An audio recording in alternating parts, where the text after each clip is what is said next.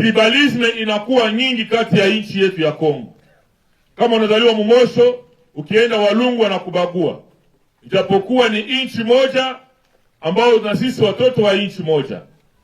L'Alliance Fleuve Congo, mouvement du 23 mars, AFC M23, multiplie de rencontres et d'échanges avec différentes couches de la population afin de construire un Sud Kivu où l'on parlera plus des haines tribales, mais où les communautés vivent ensemble.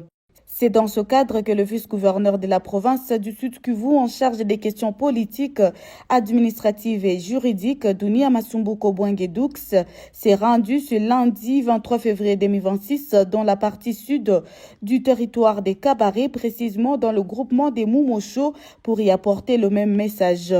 Dans un meeting animé à Mumosho Centre devant la population locale estimée à des milliers, le vice-gouverneur de province a appelé celle-ci à bannir la haine tribale et a préconisé plutôt le vivre ensemble, gage de tout développement. Les causes profondes de la révolution que porte le mouvement AFC M23 ont été expliquées aussi à la population de Mumosho par l'autorité provinciale. C'est entre autres la mauvaise gouvernance du régime de Kinshasa, caractérisée par la corruption, le détournement, le clientélisme, l'incompétence, les inégalités sociales et bien d'autres. À cela s'ajoute l'exploitation des minéraux par des proches du président du pouvoir de Kinshasa, selon Dunia Masumbuko Bwangedux.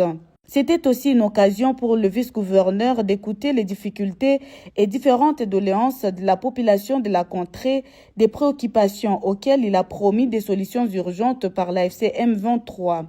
Dans les soucis de renforcer la sécurité dans cette partie du territoire des Kabaré, une unité spéciale de l'AFC M23 dénommée Local Defense a été présentée à la population.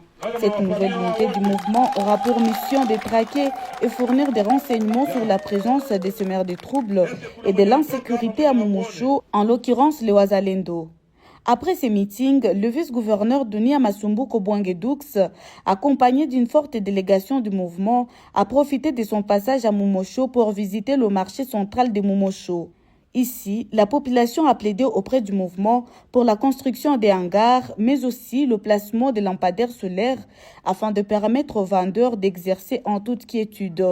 Faisant d'une pierre deux coups, Dunia Masumbuko Bwangedux a visité aussi le poste frontalier de Mumosho, un poste qui est resté fermé depuis la libération de cette partie du Sud Kivu. Après son constat, le vice-gouverneur a promis d'en parler avec le gouverneur de province, Patrick Anchombo Boussoubangui, pour étudier les faisabilités de sa réouverture, une réouverture qui va de nouveau faciliter les échanges commerciaux des produits de première nécessité entre les populations du Rwanda et celles de Kabaré et Walungu au Sud Kivu.